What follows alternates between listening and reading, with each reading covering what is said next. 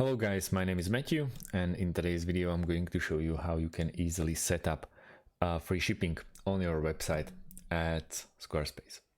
First things first, we need to log in into our account at Squarespace and then pick the project or pick the website that you want to work on.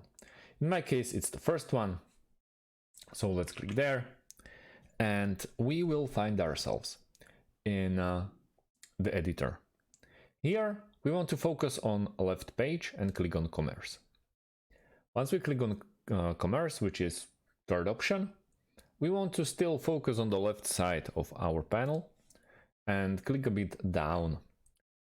And almost at the bottom of our left sidebar, there is a shipping option. We're gonna click there and we're gonna add a shipping option.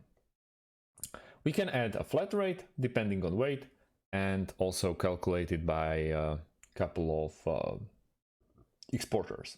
But we want to stick with flat rate. Option name, free shipping, and it's pretty crucial if that you really stay with €0 per order fee or fee per item and click on save. Also, okay, shipping zone, let's go. This will be inside of the Slovakia. So it's a free shipping. If you order from Slovakia, any type of